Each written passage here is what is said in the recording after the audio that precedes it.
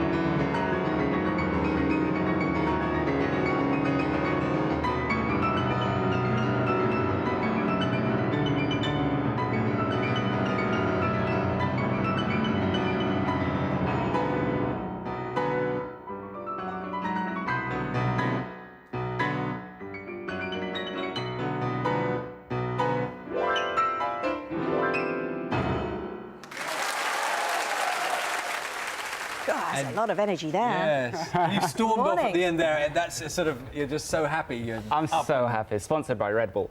No, it's great. I mean, it was so much fun playing. It was at the Hay Festival, which is normally, I think, quite a stuffy literary festival, and to be able to do something like that.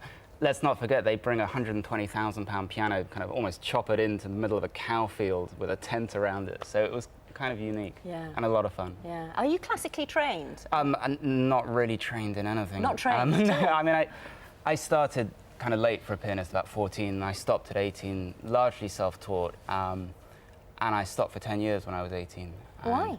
I didn't think I was good enough. I always loved music, but never thought it would happen. And then, you know, finally, after, you know, almost killing myself working in the city, I thought there's got to be more to life than this. And now, you know, a few short years later, signed with Warner Brothers, 2 albums out, another 6 on the way, and playing at these fantastic venues. It's, you know, really a dream come true. And what is it you think that you do differently? I mean, I know you're very keen on doing the classic pieces of work. Very much so. So what is it you bring to it that others, you know, have not done before? Because you obviously, you must be a fan of other pianists. Oh, I love other pianists. Absolutely. No, that's a great question, Charlie. For me, obviously, the music is the most important thing, but also, you know, I go to a concert now and there's kind of no communication. It's a bit like visiting a guy in prison. You know, the dude's up there in his white tie and tails and the audience is down there and looking like they're waiting for a will to be read out or something. And I like the idea of just walking on, you know, just wearing jeans, talking to the audience about the pieces that I'm going to play, why I've played them. You know, what do you think about Beethoven? You know, all we know is he's the kind of angry deaf guy.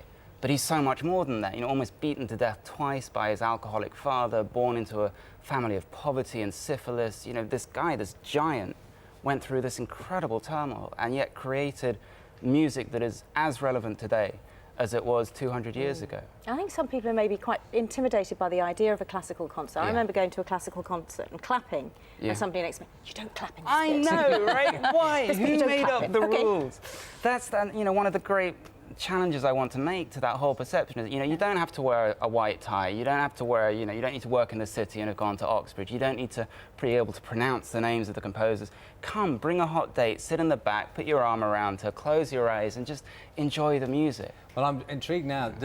I mean, I know you're saying that, but I would imagine there are certain places, venues, where you are required as a pianist to... Are there not? Well, are there certain places where they say, do you know what, you can come and play here, but we do want you in a... No, listen, can you name me one other music form where the performer has to look like a, you know, wear a monkey suit? You know, would a jazz pianist do that? Would a rock musician do that? No. So even in these classical, you know, in the great opera houses, you will be dressed, you know, as you are now if you get the gig. But why not? It's like, you know, the cover of my latest album is me in a clown suit, and that's not me, you know, being stupid. It's just, for me, wearing a white tie and tails is just as much of a clown suit as anyone. You know, why? Why do we do that? Well, I suppose in jazz, you see, as an artist, you can interpret jazz, whereas how much interpretation can you do with a classical piece? Because it's not like you can put...